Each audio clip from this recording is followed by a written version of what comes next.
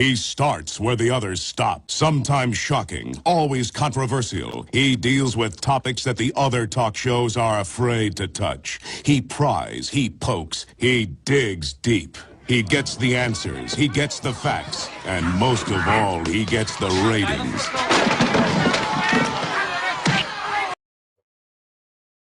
Alright guys, so we got a video here from Mika Reacts and Reviews.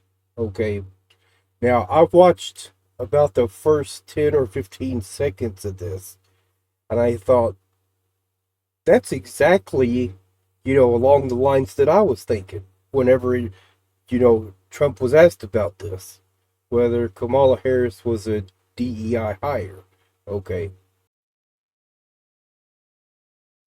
Now, something else I want to say, what Trump kept saying, you know, define that for me. What's the definition of that? I think what he was trying to say is, what is your understanding of it, right? And what is your understanding of the problems with that?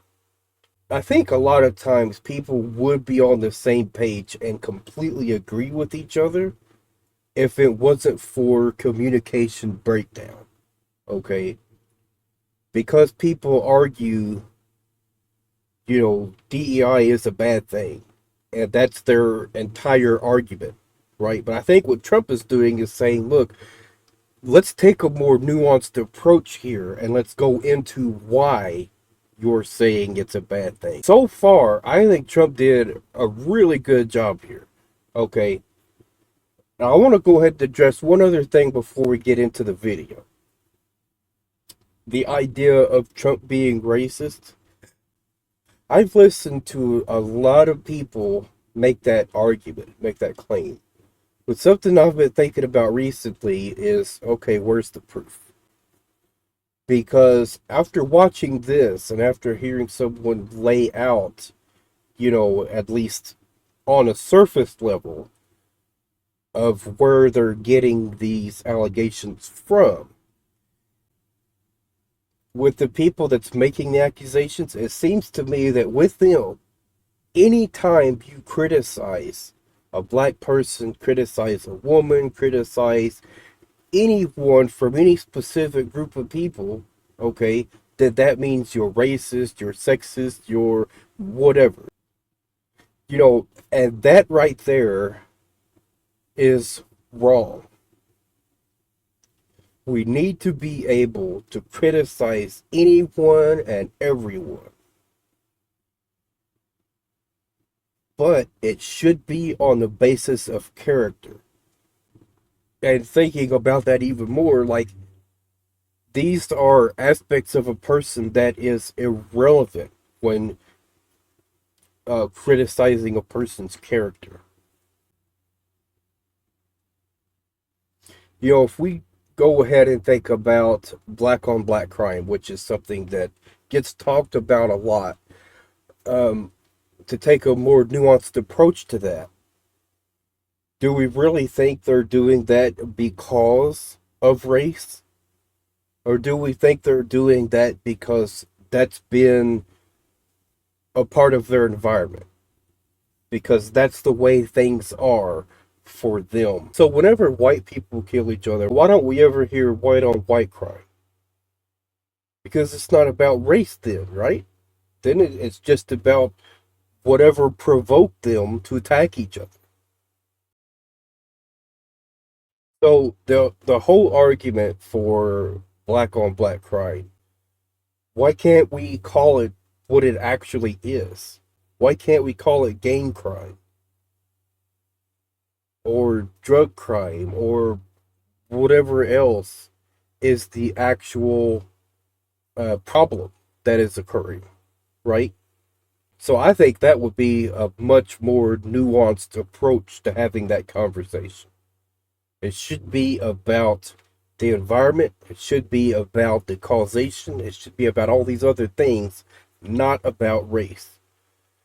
The insinuation there, at least in my opinion, I could be wrong, but the insinuation there is a black person killing another black person because of their race, right? Like they're racist against other black people. So I would think that would be a pretty rare occurrence. I could be wrong. I'm no expert. This is just my opinion. Okay. I don't think that would be a really common mentality, right, for a lot of black people. But this is where, you know, someone who is more educated than me that could put in the comments and let me know. Like, yeah, this is a commonplace for people in this area, people in that area, right? And maybe it's not all down to gang violence. Maybe there is like a widespread hatred for each other based on race. That would be quite surprising, but at the same time, like I said, I'm no expert. I don't live there. I don't see everything that goes on. And I think essentially what we need to do is allow people to be wrong. If people are so afraid to be wrong, they never speak, how could they ever be given information that brings them to a place of understanding? Take it because she is a black woman. Committed that if I'm elected president, have an opportunity to appoint someone to the courts, I'll appoint the first black woman to the court. I've known her a long time indirectly, not directly very much, and she was always of Indian heritage, and she was only promoting Indian heritage. I didn't know she was black until a number of years ago when she happened to turn black, and now she wants to be known as black. So I don't know, is she Indian or is she black? She is always identified as a black woman. Okay, so what we're gonna cook today is an Indian recipe. Yes. Because you are Indian. Yes. Okay, and I don't know that everybody knows that. She is always identified as a black woman. She went to a historically black college. I respect either one, but she obviously... Yeah, look, Mika's research is top notch, okay? Like, I'm pretty sure there's going to be a lot of things in here I didn't even know, right? Until Kamala Harris was, on the debate stage, I had no idea who she was, okay? So there's a lot of things I don't know. Doesn't, because she was Indian all the way, and then all of a sudden she made a turn, and she became a black person. Just to be clear, My mother, who raised me and my sister, was a proud woman. She was a brown woman. She was a woman with a heavy accent. And her mother, Shamla Gopalan, was also the biggest influence in Kamala Harris's life. The answer is absolutely yes, Joe. After the big announcement, Harris's sister wrote in a Twitter post, "You can't know who Kamala Harris is without knowing who our mother was." In 1958, a precocious 19-year-old Indian, Gopalan traveled thousands of miles from her home and family to... Wow, Mika. Wow. So, like I said, there's a lot of things I don't know. So when that statement came out that, well, she's always identified as a black woman, I thought, okay, I guess that's true. Is it not? I don't know. And like, she's actually like proving her fundamentally wrong right now. And you could hear the audience gasp when he said that. And it's like, oh, that's so horrible. How could he question, someone's background and someone's race? But at the same time, I would think if you're claiming something you're not just for notoriety, that's an even bigger problem than someone questioning that. Pursue a doctorate in nutrition and endocrinology in America. Kamala Harris is not an encouragement to my two black daughters. Kamala Harris is an embarrassment to the black community. Because one, she's not black.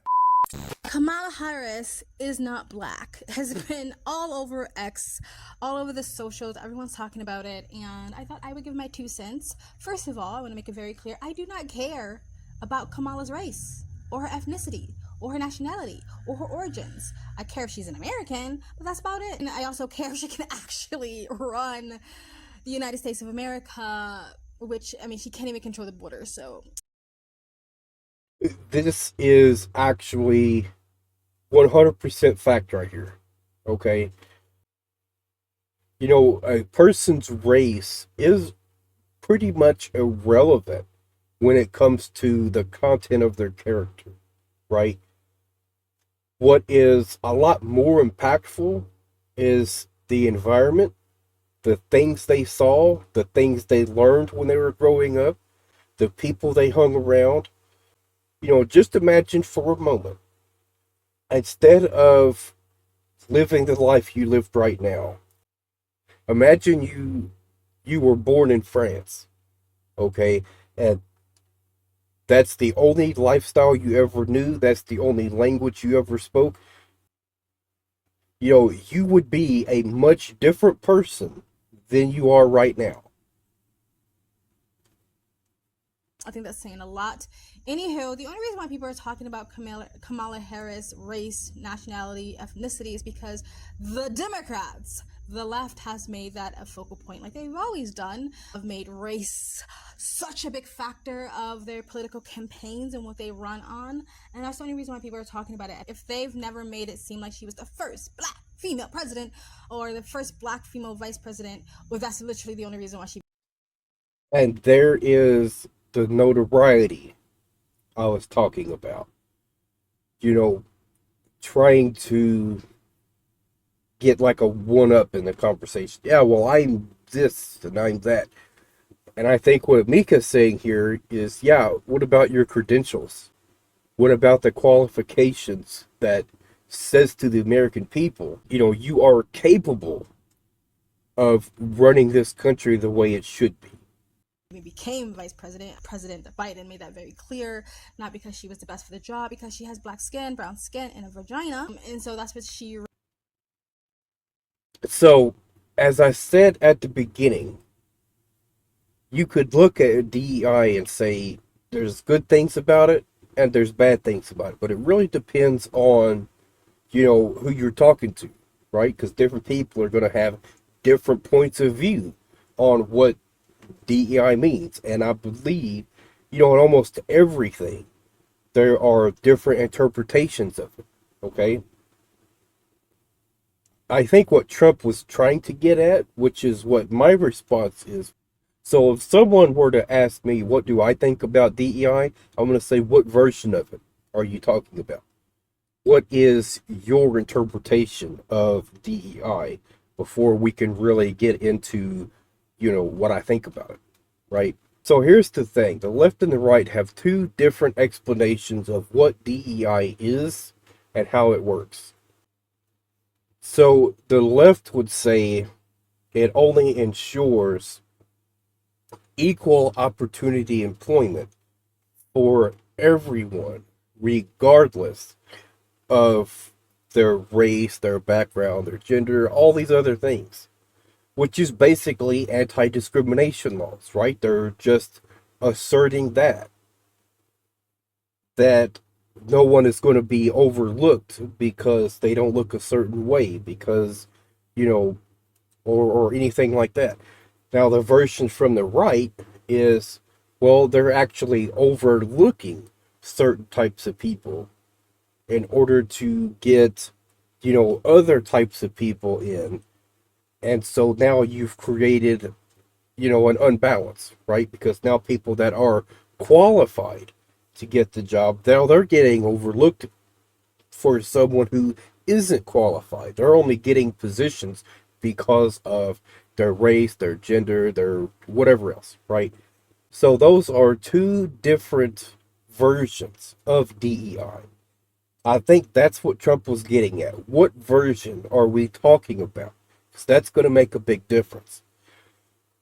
If you're going to say DEI, the version that is everyone who's qualified has equal opportunity, right? That it's going to go based on qualifications and not based on anything else, right?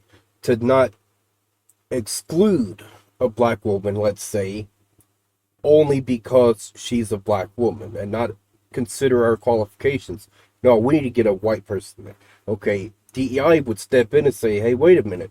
You are breaking anti-discrimination law right now. You can't do that. You know, and I would say one version of it is correct and one version is not. if DEI is being implemented in the second way, which is what the Republicans are telling us, right?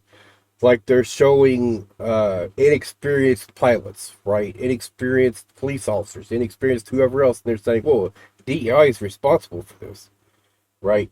They're only hiring these people based on, their race, gender, whatever else, not based on qualifications. If that's the case, then I would say, yeah, they're absolutely right. That is wrong. They should focus solely on qualifications. And that is why I say job applications, rental applications, all these other things, why are they asking for your race, your gender? Why are they asking for all that stuff? Those things should be irrelevant. They should be focused on your qualifications. That's it. That's my point of view. On as vice president, that's what she's running on now, but it's a lie. It's fake news. She's not black. Kamala Harris is half Indian and half Jamaican. I don't know why, and I actually feel very sad for my Indian brothers and sisters, because I've been to India. Indian people, especially people who live in India, are very proud of being Indian. I do find that sometimes Indians who grew up in the West are a little less proud, but a lot of people who grew up, born and raised in India are very proud of their heritage and their nationality, no matter how many negative stereotypes the rest of the world will have for them. They're very proud of who they are. They're very enthusiastic to tell you about their nationality and their culture and their heritage and their history and all that stuff, right? And so I'm very sad that Kamala Harris has decided to literally sweep her entire heritage along with her great mom. Her mom seems like an amazing mother, her sisters, and everyone else who's her Indian side. I'm getting ready to do some research here. So her mom was Indian. So then I wonder what background her dad has. Because I just did some research, and I think she did just actually say this. Okay, that her father is actually Jamaican, and her mother is Indian. The family just decided to sweep them under the rug and basically hide them in the closet in a dark and shame, I guess, because she's no longer caping for her Indian nationality. If anything, she might mention that she's Jamaican, but Jamaican is also not black. Unlike the West and unlike America, not every other country has brown-skinned people consider themselves black, and not every other country have brown-skinned people hyper-focus on race.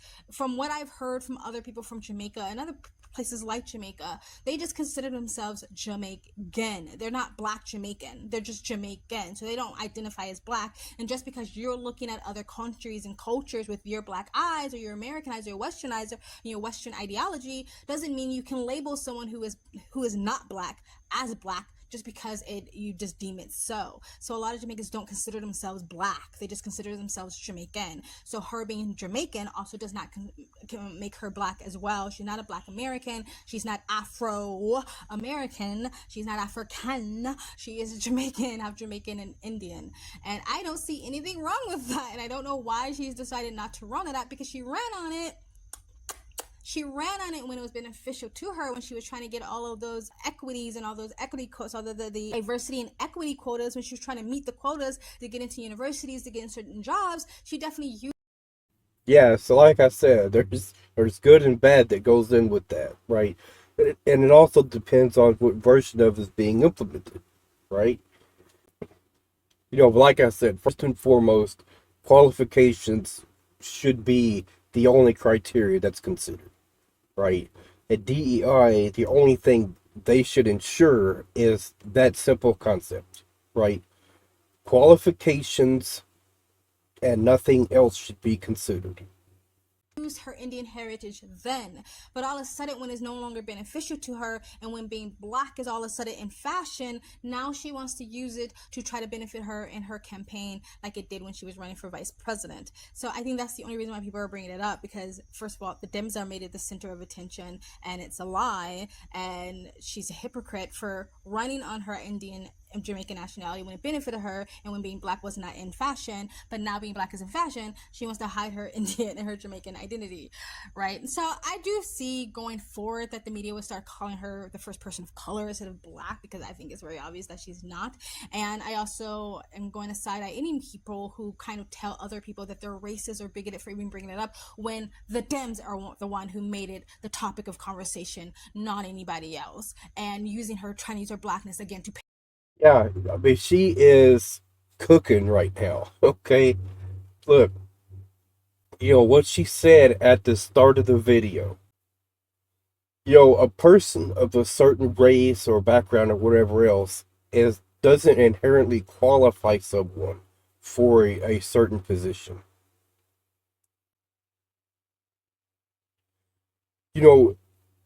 She's absolutely right with this. Okay.